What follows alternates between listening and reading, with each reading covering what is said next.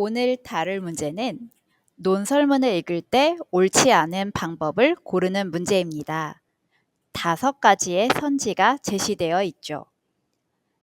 그런데 이 문제를 풀기 위해서는 먼저 알아야 할 개념이 있습니다. 첫 번째 우리가 알아야 할 개념은 논설문이라는 게 도대체 무엇인가에 관한 것입니다. 논설문을 알아야 논설문을 읽는 방법을 골라낼 수 있겠죠. 논설문이라고 하는 거는 앞에 글자만 따서 또 설명할 수도 있는데요. 다른 사람을 논리적으로 설득하는 문장으로 이루어진 글입니다. 그래서 이 글의 목적은 설득하는 데 있습니다. 우리가 좀 더 익숙한 표현으로는 주장하는 글이라는 표현이 있을 거예요. 글쓴이가 자신의 생각을 주장과 근거로 제시해서 설득하는 글이기도 합니다. 그래서 논설문의 가장 큰 골자만 얘기한다라고 한다면 주장과 근거라고 얘기할 수도 있겠죠. 그렇다면 논설문이 어떻게 구성되어 있는지가 중요합니다. 어떤 말이든 어떤 글이든 처음부터 본론을 치고 나가는 경우는 없겠죠. 우리가 쉽게 얘기하면 빌드업이라고 많이 얘기를 할 텐데요. 논설문은 이 빌드업의 과정이 3단계로 구성되어 있습니다. 명칭은 가장 익숙한 건 처음, 가운데, 끝일 텐데 이거를 부르는 명칭이 조금 다릅니다. 서론, 본론, 결론이라고 할 수도 있고요.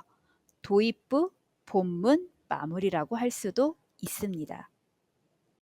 이렇게 3단계로 구성이 되어 있는데 각 분야별로, 각 단계별로 다루는 내용이 달라요. 처음 부분에서는 글을 쓰게 된 배경과 주장을 제시합니다.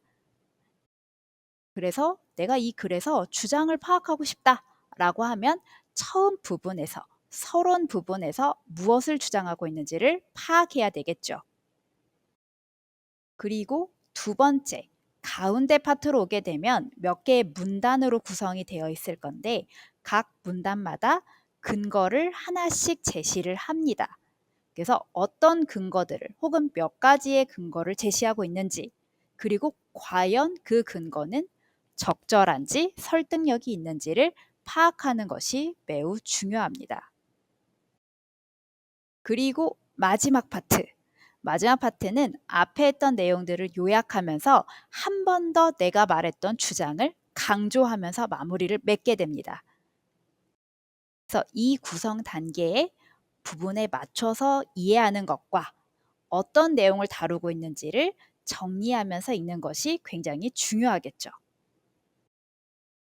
그리고 보통 논설문은 객관적인 혹은 설득을 해야 되는 글이기 때문에 자신의 주관적인 부분으로만 전달을 하거나 혹은 내 생각으로만 전달할 수는 없습니다. 그래서 사실과 의견을 구분하는 것이 적절성을 파악하는 데 꼭 필요한 요소입니다.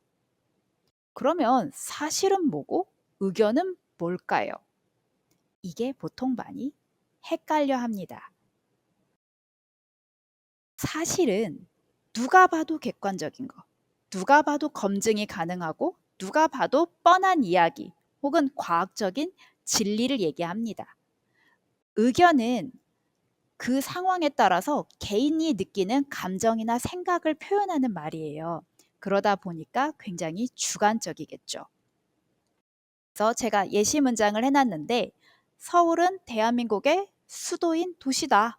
이 말은 자명한 사실이기도 하고 누가 봐도 그렇구나 사실로 받아들일 수 있는 부분인데요. 여기서 의견으로 바뀌면 앞에 조금 더 중간에 집어넣는 겁니다. 서울은 대한민국에서 가장 살기 좋은 수도이다. 근데 이 가장 살기 좋다라는 표현은 그 사람의 개인적인 생각이에요. 다른 사람이 느꼈을 땐 그렇지 않을 수도 있어요. 그렇기 때문에 사실과 의견을 구분하는 게 중요하고 논설문은 주장은 의견에 해당하는 부분이긴 하겠지만 근거로 제시할 때는 사실적인 부분으로 혹은 뭐 전문가의 의견이나 통계 자료라든지 아니면 학술적인 근거를 제시하는 게 중요하겠죠. 그러면 다시 문제로 돌아오겠습니다. 문제의 선지를 하나하나 파악하면서 맞는 것과 틀린 것을 구분해 보도록 할 건데요. 옳지 않은 방법을 물어보는 거니까 하나는 틀린 말일 거고 나머지 4개는 맞는 말로 구성되어 있습니다. 첫 번째, 도입부 본문 결론의 내용을 확인하는 것은 앞에서 얘기했다시피 구성 단계마다 다룬 내용이 다르기 때문에 반드시 파악하는 게 맞습니다. 이것은 맞는 말입니다. 두 번째, 주장과 그 주장을 뒷받침하는 근거를 파악한다? 당연히 주장과 근거로 이루어진 글이기 때문에 이것을 파악해야만 사실은 논설문을 제대로 읽어내는 거라고 할 수 있습니다. 이것도 맞는 말. 세 번째, 제시된 사실과 의견을 구분한다. 앞에서 말했다시피 너무 의견으로만 구성이 되어 있는 건 객관적이지 않고 주관적인 글로 갈 수 있어요. 그렇기 때문에 근거를 적절한지 따지기 위해서는 반드시 구분해야 합니다. 이것도 맞는 말. 네 번째, 읽으면서 저자의 주장에 무조건 동의한다. 이것은 굉장히 위험한 말이긴 합니다. 우리가 키워야 되는 말 중에 무조건 동의하지 말고 적절한지를 파악하고 분석해 보라는 말인데 이게 보통은 비판적 읽기이기도 합니다. 그래서 절대 무조건 동의하라 이런 표현이 나오면 찍찍 틀린 말로 표시해 주기 꼭 기억해 주세요. 그렇다면 마지막 5번째, 주장의 적절성을 근거로 검토한다. 너무 맞는 말이겠죠.